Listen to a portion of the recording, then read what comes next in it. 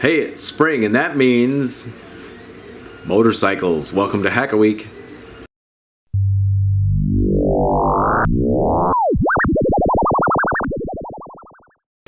Yes, motorcycles are back here in the Hack Shack. I'm not going to be doing anything too heavy duty on these, just forewarning. I got to do some maintenance on the BMW before I sell it. It's got an issue with a driveline boot right there. That's nasty. I can poke my finger in there, which means water can get in there around the U-joint, so the whole rear trailing arm's got to come off, wheel, all that stuff. To be able to replace this boot, I've got a brand new one. And I'm also going to flush the ABS system. That's another video. Selling it because I bought this. This is a 2012 Triumph Street Triple 675R. I love it. Or is it Triple R 675? Whichever way you choose to pronounce it. But nice bike. It weighs about 450 pounds, 107 horsepower, I think it is, at the crank. Plenty fast enough for me, and it flicks around nice. And you know what? It fits me so perfect. This may end up being my favorite bike I have ever owned. Just bought it a couple weeks ago. So selling the BMW partly to fund this. And before I do, I want to take care of that driveline issue and the ABS. But this video is going to be about swapping out that driveline boot. So let us get started. So the weird whiny noise in the background is the 3D printer, and there's Thor passing by in the foreground. First we got to get the wheel off. I'm going to put it in gear just to keep the wheel from totally moving around. This is a T50 Torx on these.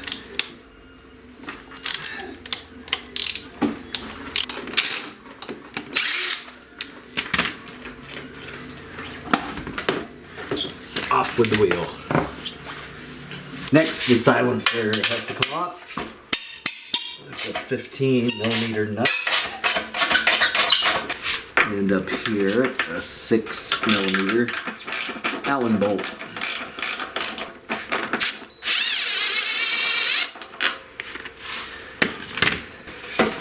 And then the whole thing pulls off from the plate. Set that aside. Next, we pop the seats off.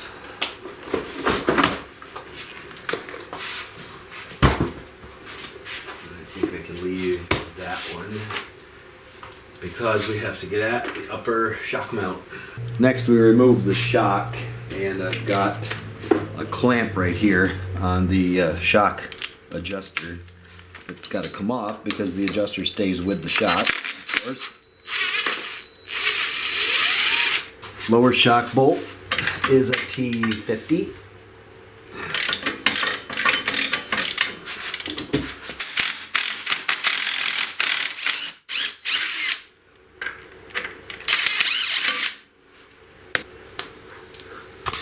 And now the upper shock bolt, it's a T50 on one side and a 15mm nut on the other.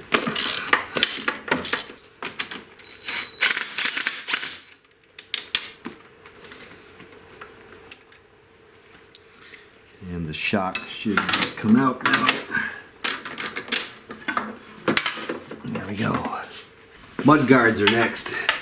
Getting those off just makes this a lot easier to handle because you don't have all this in the way. Plus this has got to swing down, so numerous reasons why. This is the only T30 I have. My socket T30 got messed up. I haven't replaced it.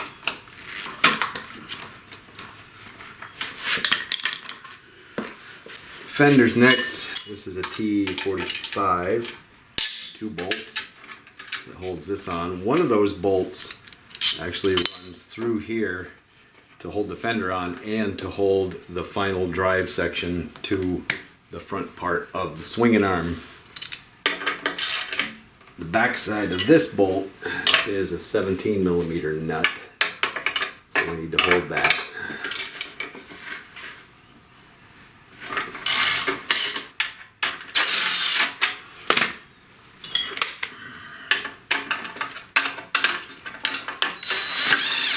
Leave the bolt there for now. just going to remove the fingers only, and be sure to pay attention to all the hardware and keep it in order.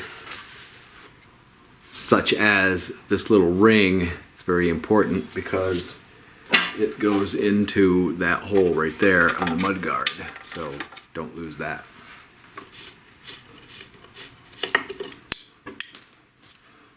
And that's just gonna stay right here under the bike. There's a clip right here that holds the ABS sensor harness in place. I just need to pop that out. The clip can stay, we'll just pull that sensor out. Rear brake caliper bolt, it's a T45.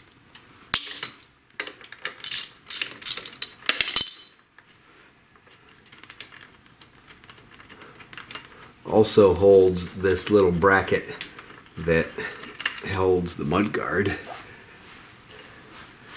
This should just lift up and pivot forward now. I may have to squeeze, wiggle a tiny bit to get this to lift off because there is a lip. There's a pretty good amount of wear on this thing. There's a bit of a lip on this disc, so it doesn't lift right off. I need to separate the pads a bit. So I'm just going to get a screwdriver in there and push the pistons back a little. And there we go. And let's see, that ABS sensor is right here. Let's get back here and get that off. Now we can remove the rear wheel ABS sensor. It is located right there, and it's a T25 Torx bolt.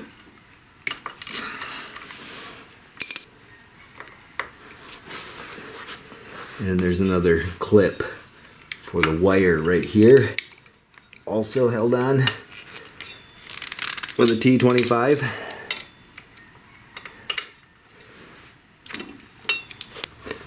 And now we can extract it. Let's put this up here for now. Just gently pry that out of there.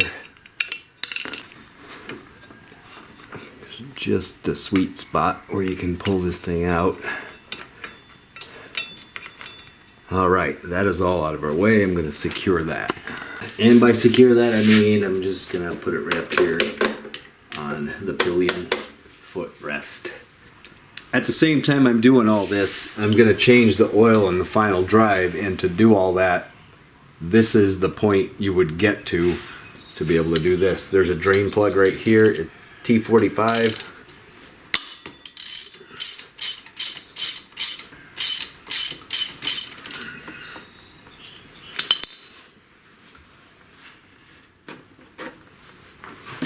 Now if we pull this bolt, this whole thing will pivot down and it'll finish draining, and we can get at those splines to grease them on reassembly.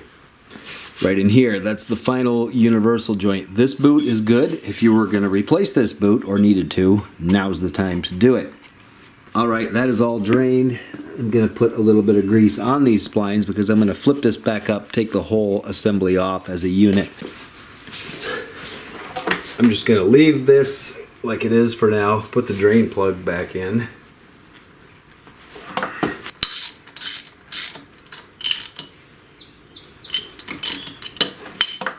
Now we can pull the swinging arm off, and when we do, this drive line is going to stay connected up there at the output shaft. So let's get the pieces off to get this off. This cover comes off. This is where the pivot pin is for the whole swing arm. So this cover is going to come off with this 5mm Allen bolt. You should be able to put a screwdriver into the little slot that's there, a little bit of a gap. Alright, now we're going to move to the other side. This one has a plastic cover. Same thing, you should be able to get a screwdriver in there and just gently pry it out. I'm going to take a paint pen now and mark on the bolt for the pivot, and also put a mark here for reference later. We don't want to over tighten that, we want to get it back where it was. We'll get to that procedure in a while. This is a 30mm lock nut. It's what locks this in place. And I'm going to remove this with my dad's old snap-on half-inch drive ratchet from 1946. Yep, that's right. I date coded it. There's a little date code. 1946, my dad bought this. Or he acquired it sometime after that. I don't know which. Oh, could use a little more leverage, but this is all I've got here at home. All my main tools that are way cool are at work, because that's what I do. Make a living with them. Okay, we can just loosen that and leave it. 12mm Allen socket. I'll loosen that bolt. Okay, just gonna leave it loose for now. Back to the other side. Over here we have 3 T30 bolts to remove.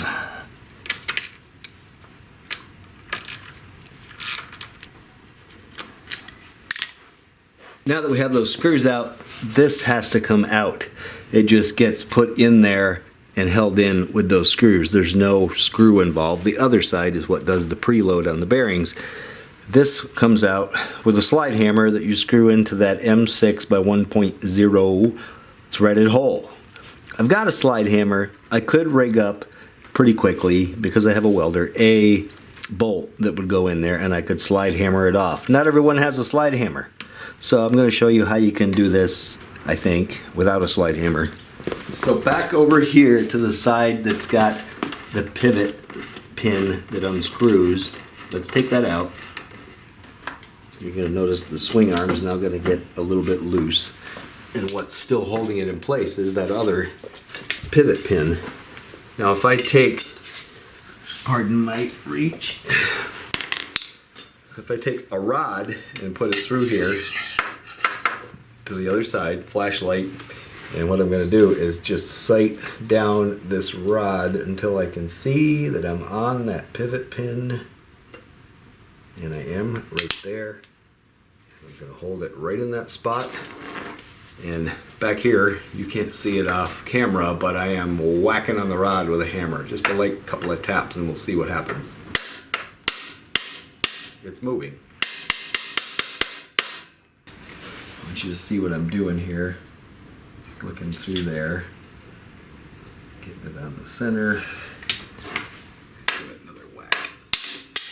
And it went out. And now that rod holds it all in place for you until you're ready to catch it so it doesn't fall on the floor.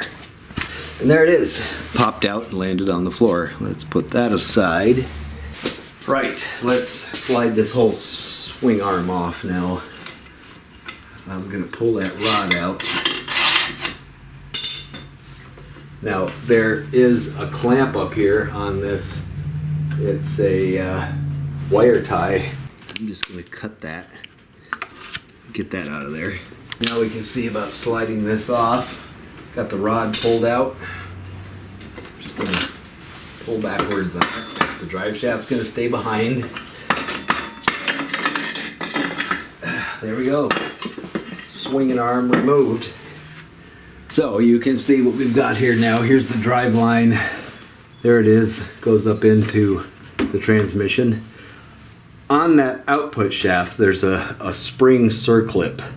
It works kind of the way some CV joints do on car axles. That clip has to compress, then the splines can slide past it and it pops back out. When you put it back on, there's a chamfer on the splines where they meet up against it, and what happens is as you're pushing it, that compresses in, the splines go past it, gets to the point where the spring clip can go pop, holds it in place. I called the dealer about this job. They did everything they could to scare me away. First of all, they said they didn't work on any older bikes like this anymore. That's a 16-year-old bike, we don't work on those. This is at a dealer, which I was a little disappointed in. Wasn't going to pay them, but I was after an idea of how much it would be. When I sell the bike, I can mention to people that this X amount of dollars of service has been done. Anyway, what they said was that the whole swinging arm's got to come off. It's a bunch of hours. It could take up to 10 or more hours at $160 an hour. And if that driveline, I'm quoting here, if that driveline stuck, it could be real tough. I had one here that took us 3 days to pull the driveline off. So he was doing everything he could to just scare me away. They did not want to work on this older bike. They wanted to just stick with their new ones. I get it. So the question is, can this boot be replaced without taking the driveline off? And I'm looking at it right now, and I'm seeing this U-joint, and I'm seeing a boot that looks like if I just worked at it, it would just slide right off over the U. Yeah. So again, they were scaring me away, telling me that the driveline had to come off and all that. That boot's off. I've got a new one. So for what it's worth, according to the climber manual on this bike, all you really need to do is insert a pry bar right there, and it says gently pry and remove the driveline. So, you know, I'm curious, of course. Let's just see how easy it is to take off. It's not that hard. Dealerships are funny. So, yeah, there it is. The circlip stays with the U-joint. It's down inside there. It's, yeah, you're not gonna see it on this camera. Trust me, it stays down in there, and when you pop it back on, it just locks it in place. So greasing the splines is a good idea while I'm right here. Not much, just a little. Just make sure we get it all the way around. Doesn't take a ton. It's just there to help with wear. All right, that's done. Let's get the driveline back on. So we should be able to just line it up on some splines. Let's try getting it lined up and just do the old whack it with a block of wood, 2x4.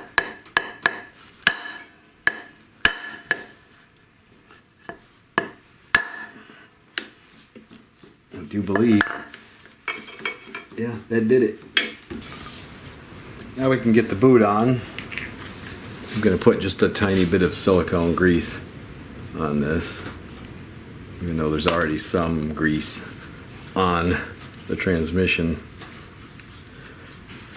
just to help it slide down there a little easier.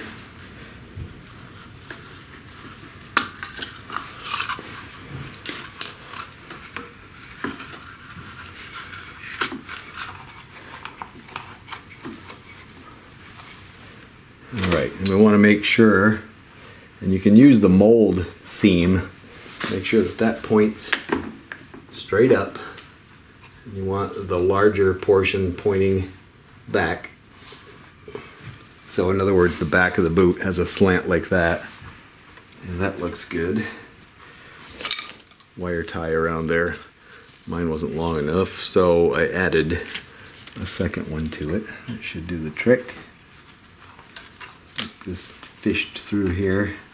We're in the slot. And I'm going to grab the end of that with some pliers.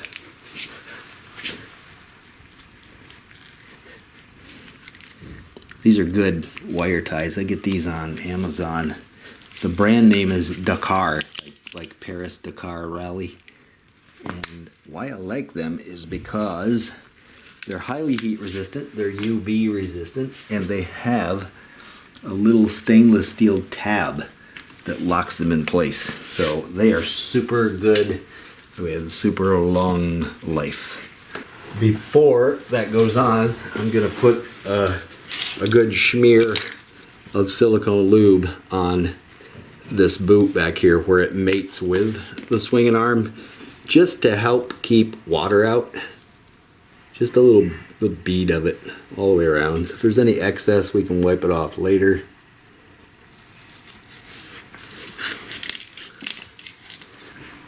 Okay, let's get this back on. I suppose I could give it a little bit of a wipe down before it goes back on, because right now it's really easy to reach all these little nooks and crannies. Alright, now we've got that swing arm on nice and clean. Let's get it back on the bike. Pretty straightforward what we have to do here. Just basically move that driveline through.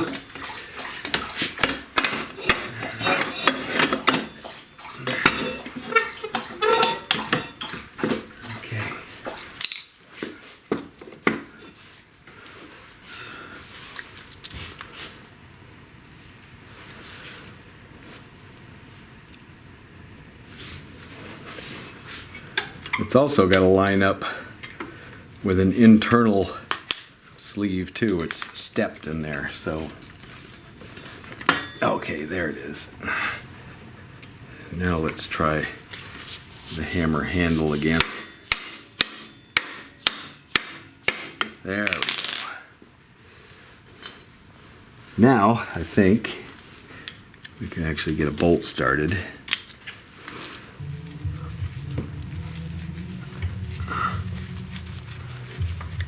You don't want to force it. If it looks like they're not spinning right in, you're not lined up. Only take them in until they bottom out. Be sure to do it nice and even, not all at once, or you'll pull it in crooked. These torque to 80 inch-pounds, which is roughly, I guess, what, 7 foot-pounds? A little less.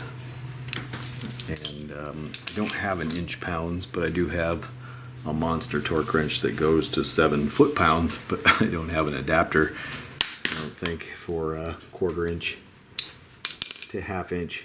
So, since I don't have that inch-pounds torque wrench here, I'm just going to use a 1/4 inch drive, and I can tell you it's a lot less than you think. Just push on a 1/4 inch drive till you feel it kind of hurt your hand a little on the tip of it. That's plenty tight.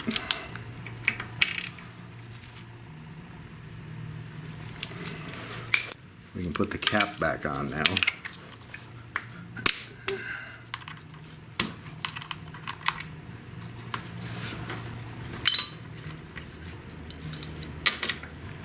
Same thing on that, not real tight.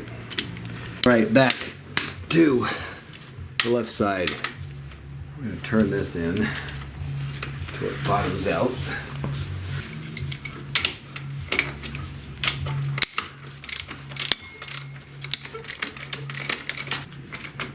And the book says tighten this to 15 foot-pounds, but there's more to it than that.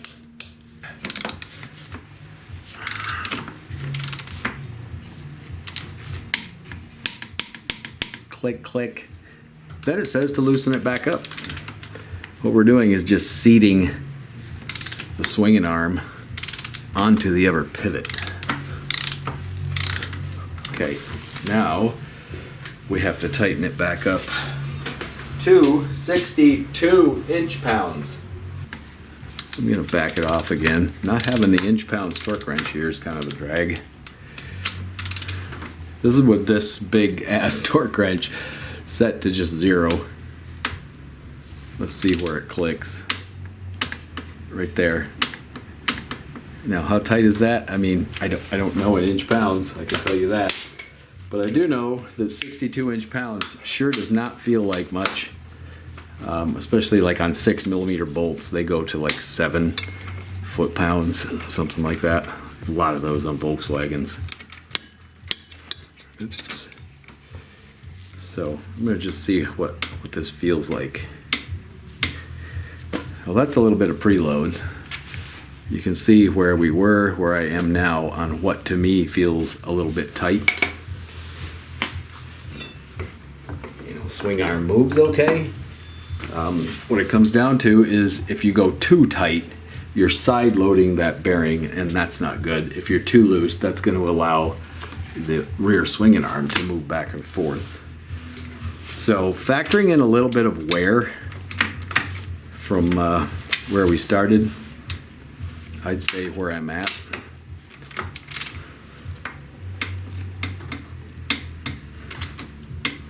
Right there is a pretty good guess. I can always bring home my inch-pounds torque wrench and check it later. Now we need to tighten that lock nut to 107 foot-pounds, but here's the trick. We don't want this to rotate any tighter than it is now. So, time for one more paint pen mark.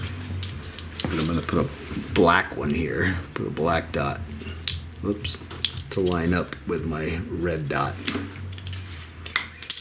If it goes past that, then you back it off, you rotate it a little bit counterclockwise and try again until when you have that tightened to 107 foot-pounds, it lines up where you want it to be. So first of all, let's get this cranked up. 107 foot-pounds.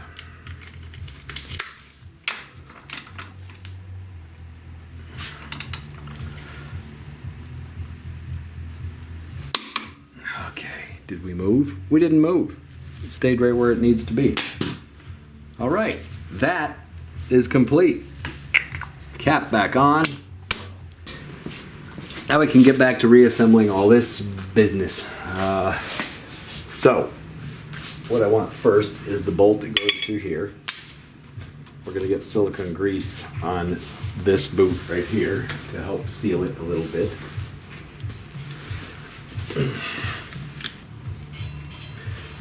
Okay, now we get to do this fun part. This gets a little tricky. If you're patient with it, it's not so bad. You're working kind of blind and you're trying to line up the splines in here with the splines on this. You can use the rotor and turn it to rotate the splines. So I'm just gonna take a screwdriver to be able to move the driveline around a bit and pretty much just look down in there. I can hold it up with my knees and get like an initial alignment going. At least get it like on the splined shaft. And just rotate a little bit. And I can verify that. I can see the driveline rotating, so I am definitely coupled. And then we're going to push that boot in nice and tight. We're going to get that front one. As we do this, I'm going to reach up there now with this all the way up. Get this bolt through here to hold this in place for me. And I'm going to lift it up. And then up front,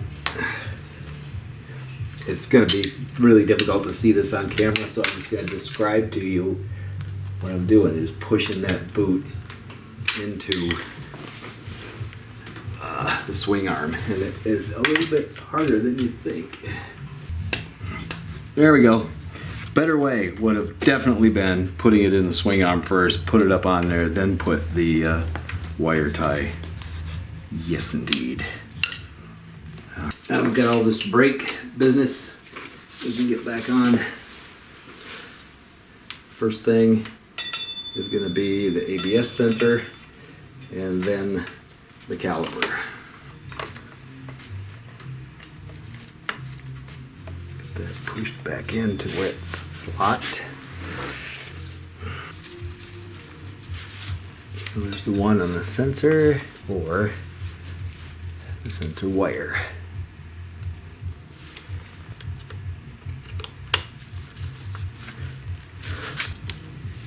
Now we get the cable and harness cover back on.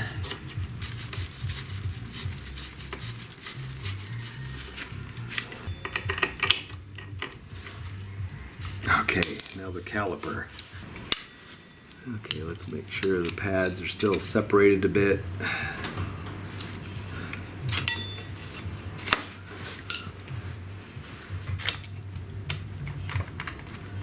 Get this bolt, and remember, like I mentioned, this also holds the rear mudguard in place, and the alignment for it is critical because that bolt goes through into this housing. So you want to make sure that when you tighten this, that bolt's in there so you know it's lined up properly. I'm just going to take that bolt snug for now. This has to stay loose because there's a bolt that goes in here, but the fender goes on too. So we have to wait until we get the fender on, and that's what's next.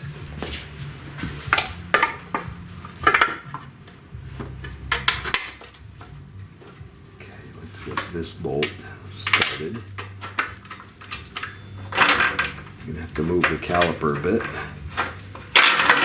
Engages. There we go.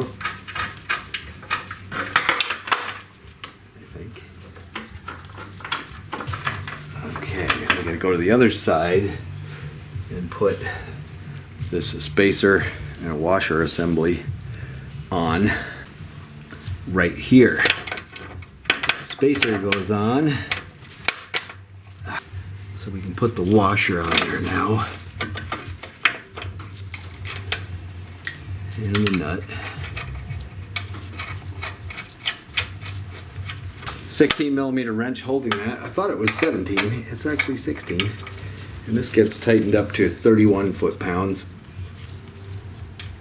I'm just doing that by feel because I know about what 31 foot-pounds is from experience. Okay, back to the other side. Now we can tighten these two caliper bolts. And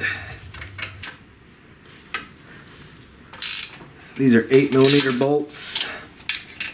So I'm going to say they torque to about 18 foot-pounds.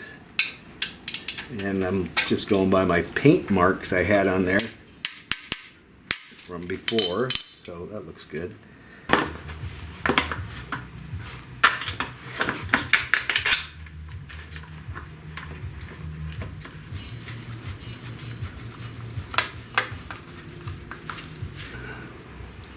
Seven foot-pounds or so.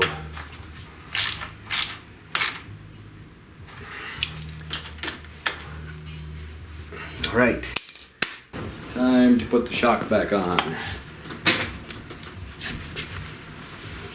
So this goes up through here. When I first bought this bike, the previous owner had the shock on backwards. They had the nitrogen can going out the other side, and it squeaked like crazy. I mean, it was really bad, really bad. I can adjust it exact later. This is just to hold it there for now.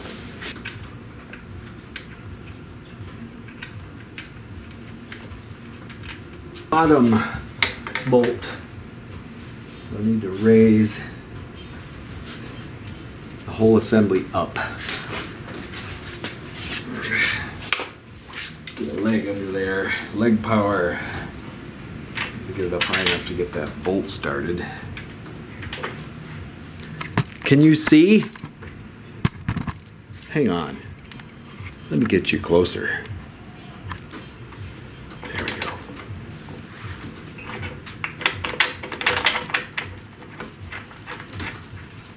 All right.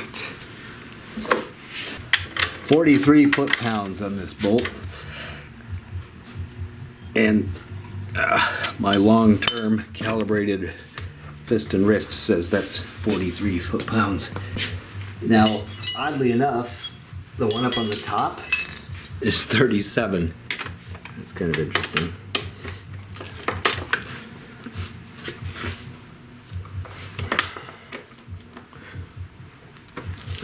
All right. Okay, let's get the canister slash adjuster in place.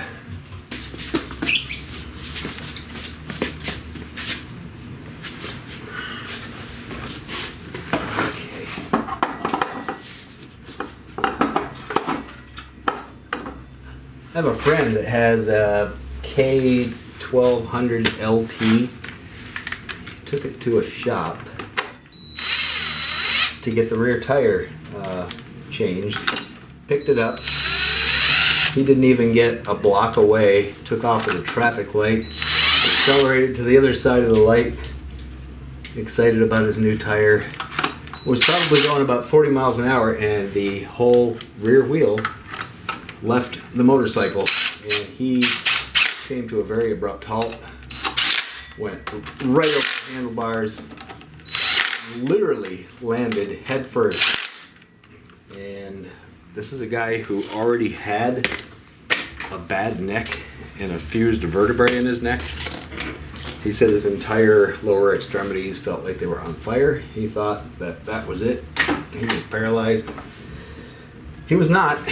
He was in the hospital quite a while, and turned out he was okay after a time. But wow, what a blatant screw up on somebody's part. They never tightened up the bolts. They put them on there and never actually tightened them. That's why I put paint marks on everything that I work on that's critical. Then I know I tightened it. I found my 1/2 to 3/8 adapter. Oh goody. So now I can actually torque up the rear wheels to what they're supposed to be. A little extension on here. 44 foot-pounds.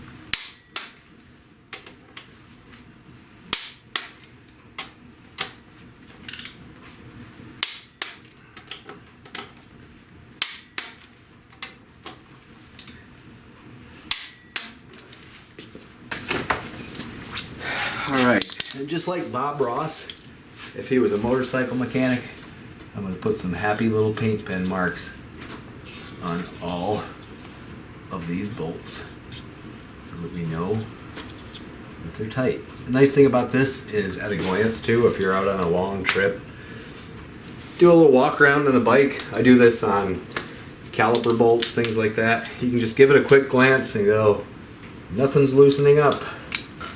All that is left now is to pull this drain plug back out and fill up the final drive with some, what have I got here? 7590 synthetic gear oil.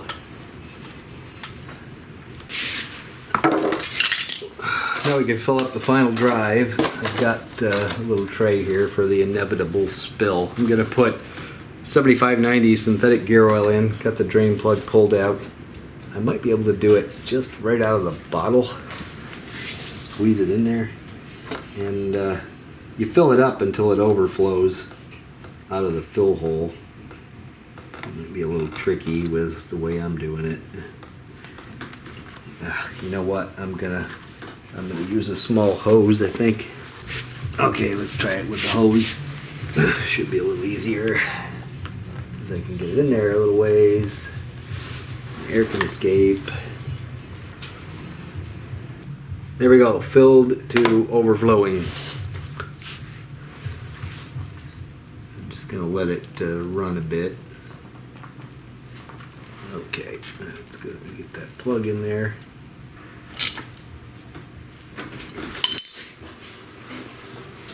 And last but not least, the muffler.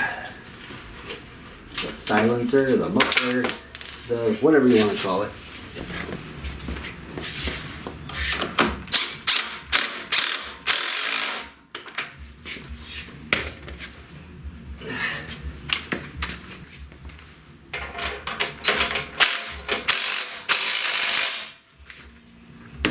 I believe we're done, except for putting the seat back on.